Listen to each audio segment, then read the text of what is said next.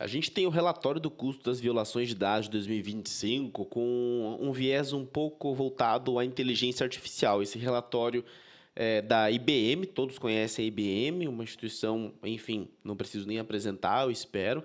Todo ano ela solta um relatório muito interessante do custo de uma violação de dados. Esse ano, dado o crescimento explosivo das funcionalidades de inteligência artificial, da aplicação da inteligência artificial nos mais diversos campos, a gente teve esse relatório voltado para IA também. E pela primeira vez em muitos anos, vi uma luz no fim do túnel com esse relatório. Que todo ano, claro, eu espero para poder ler ele. E nesse resumo executivo, que eu vou mostrar para vocês alguns pontos principais, fica muito claro essa luz no fim do túnel. O como que a inteligência artificial veio para melhorar vários fatores de segurança, mas o que as organizações precisam fazer para ter essa melhoria, elas primeiro quererem isso, não quererem apenas implementar funcionalidades de inteligência artificial de forma totalmente cega, sem pensar nos riscos disso, sem pensar sequer na aplicação disso em termos de segurança. Vamos dar uma olhadinha aqui no que esse resumo executivo traz para a gente, tá? São alguns pontos que eu quero bater aqui com vocês. Olha só, primeiro, o custo médio de uma violação de dados, que envolve diversos fatores em relação a isso, desde multas, o custo de uma equipe de resposta a incidentes, o tempo parado, etc., ele chegou a 4,4 milhões de dólares, tá? E diminuiu, tá? Em relação a 2023, diminuiu ali 9%, ou seja, a gente vê essa diminuição no custo de uma violação de dados, mas não necessariamente a gente encontra aqui dados sobre a quantidade de ataques, ou seja, talvez a quantidade de ataques tenha aumentado, mas o custo tenha diminuído, tá? Essa é uma informação que eu ainda não encontrei, vou buscar aqui também, tá? O custo de uma violação envolvendo o que a gente chama de IA invisível, né? Cerca de, um pouco mais de R$ 1 milhão, né? E o ponto ruim, né? Como que a inteligência artificial acrescentou uma camada a mais de custos extras nessa questão de vulnerabilidade, mas a questão interessante é o percentual de organizações que investem em segurança pós-violação, que a gente encontra ali de 49%. Ou seja, houve uma redução significativa de organizações que pretendem investir em segurança após uma violação. Tá? Então é um ponto ruim porque até ano passado, 63% das empresas pensavam em investir mais em segurança pós-violação e hoje a metade das empresas pensam nisso, né? O que é um dado muito estranho, eu diria. Como que as empresas, vendo a importância disso, começam, claro, num viés totalmente do escopo das empresas que eles estudaram, as empresas não têm essa ânsia em investir mais ainda em segurança, tá? Talvez eu diria, na minha ótica enviesada, que isso pode ser de fato por conta daquele excesso de confiança. Agora eu entendi como é que a invasão acontece, enfim, eu posso já corrigir, não preciso investir mais em segurança, tá? Mas olha só que coisa interessante, tá?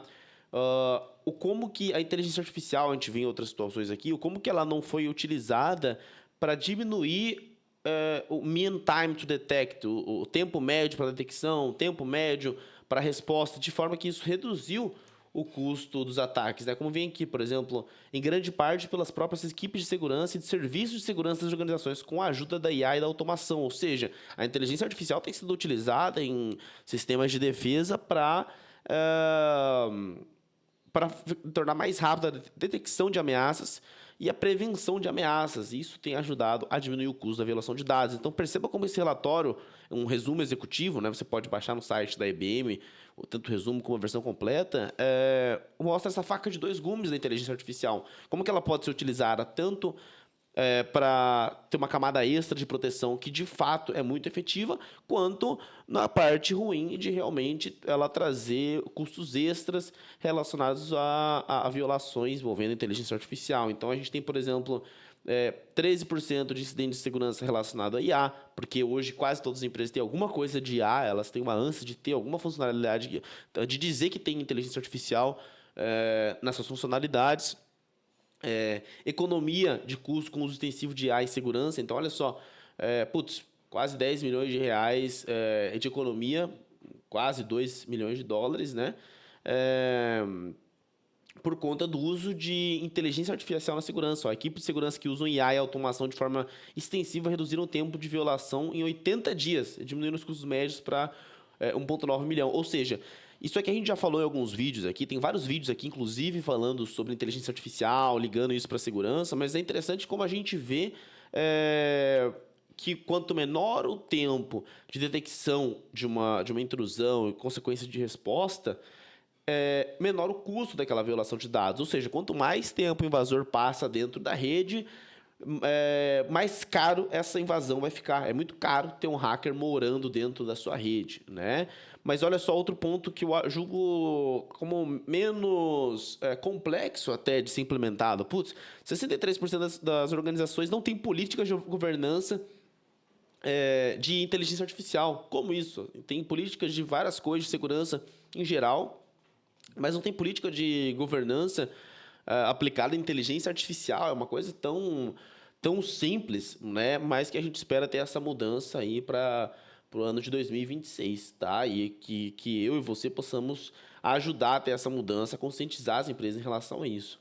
Olha, outro ponto, custo médio de ataques de agentes internos maliciosos, ou seja, um insider, a ajuda de alguém de dentro da empresa. Olha como custa caro ter algo relacionado a isso. Mas isso aqui, uma coisa que aumentou, é o número de empresas que se recusam a pagar invasores de ransomware. Isso aqui eu tenho visto na prática, tudo bem que pode ser apenas a minha bolha a nível de projeto de segurança a nível Brasil, mas que as empresas se recusam a pagar ransomware, elas simplesmente nem cogitam a possibilidade, como isso era diferente, né, em 2024, 2023, 2022, que elas pagavam e pronto. Não, hoje elas nem cogitam a possibilidade de pagar uma gangue de ransomware por conta da invasão e do bloqueio dos dados, tá? Então, enfim, pessoal, acho que dos pontos mais importantes desse resumo são esses. Se você tem algum outro ponto a acrescentar em relação a esse resumo, em relação a outros relatórios, outras informações úteis, fique livre para colocar aí nos comentários. É sempre legal ter essa troca, interação com todo mundo, beleza? Espero que tenha gostado. Te vejo no próximo vídeo. Até mais.